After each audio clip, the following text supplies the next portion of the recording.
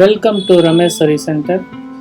இந்த வீடியோவில் நம்ம எதை பற்றி பார்க்க போகிறோம் அப்படின்னா, சோனி டிவிக்கு டிஸ்பிளே மாற்றத்தை பற்றி தான் பார்க்க போகிறோம். சோனி மாடல் பார்த்தீங்கன்னா W700C இது. இந்த மாடல் வந்து ஃபுல் ஹெச்டி. இதுக்கு என்ன பேனல் போடலாம்னா சேம் ஃபுல் ஹெச்டி பேனல் தான் போட முடியும்.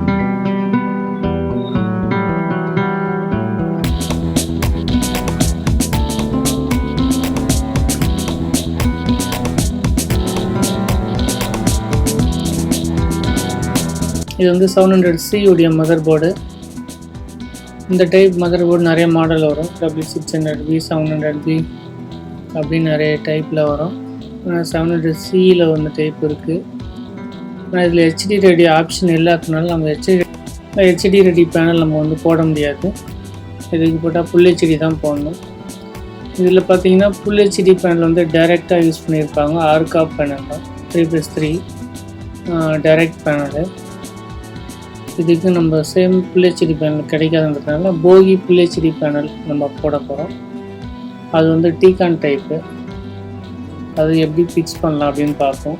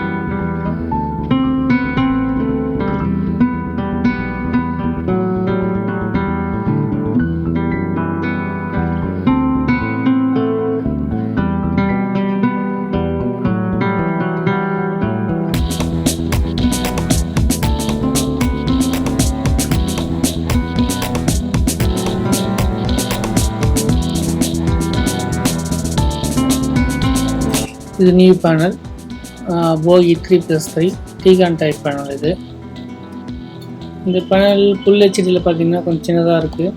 அதனால் வந்து மேக்ஸிமம் எல்லா ஃபுல் ஹெச்டிக்கும் கொஞ்சம் மேக்ஸிமம் யூஸ் பண்ணிக்கலாம். சாம்சங்கில் KN சீரீஸில் அந்த பேனல் அப்படியே மேட்ச் ஆகும். நான் ஃபிட் பண்ணியிருக்கோம் பேனல் 3+3 காப்பு.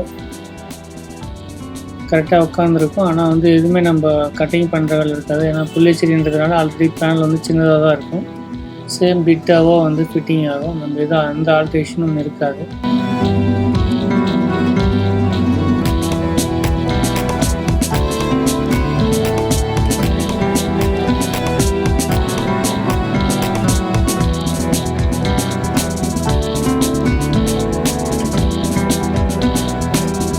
இதுதான் போகி டீகான். இந்த டீகானில் VCC பார்த்தீங்கன்னா LG டைப் இருக்கும்.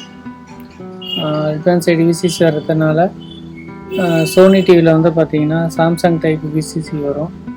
அதனால் வந்து சாம்சங் டு LG கன்வர்ஷன் வாங்கிட்டு நம்ம அதை இன்சர்ட் பண்ணோம்னா சிக்னல் கரெக்டாக இருக்கும்.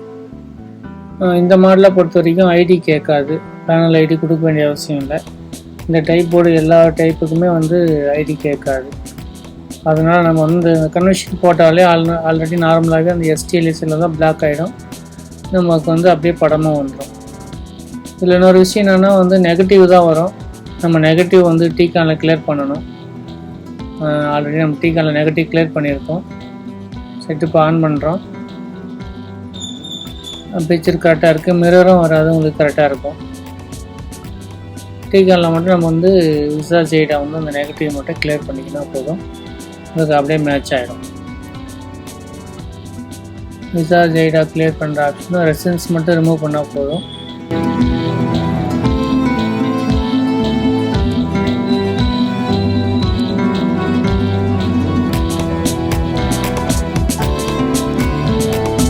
இதில் பார்த்தீங்கன்னா ஸ்கேலர் வந்து நம்ம ஃபிட்டிங்க்கு ப்ராப்ளமாக இருக்குது.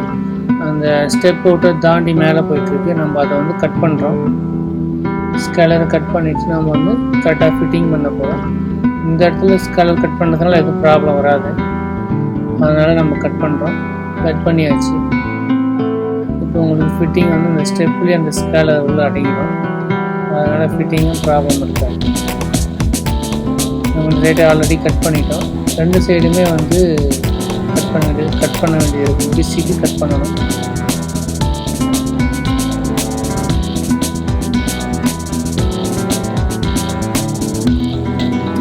நம்ம கட் பண்ணிவிட்டு படம் பார்ப்போம். பிசிபி கட் பண்ணியிருக்கோம். இப்போ ஆன் பண்ணுறோம். படம் எப்படி இருக்குன்னு பார்க்கலாம். நமக்கு பிக்சர் கரெக்டாக தான் இருக்குது. அந்த பிசிபியில் அந்த இடத்துல எம்டியாக டம்மியாக தான் இருக்குது. அதனால் நம்ம வந்து செக் பண்ணிவிட்டு தான் அதை கட் பண்ணியிருக்கோம். அதனால் ஒன்றும் ப்ராப்ளம் இல்லை.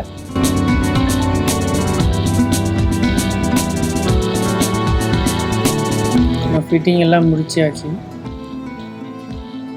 டீகான் பார்த்தீங்கன்னா நம்ம வந்து போர்டுக்கு அந்த ஈச்சிக்கு அடியில் ஃபிட் பண்ணியிருக்கோம். இடமும் ஃப்ரீயாக தான் இருக்குது. ஃபிட்டிங் பார்த்தீங்கன்னா ஒரிஜினலாகவே இருக்கும்.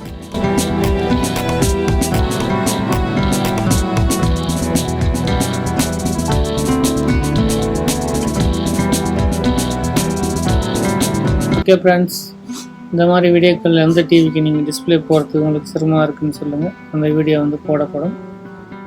தேங்க்யூ ஃபார் வாட்சிங் ரமேஷ் சர்வீஸ் சென்டர்.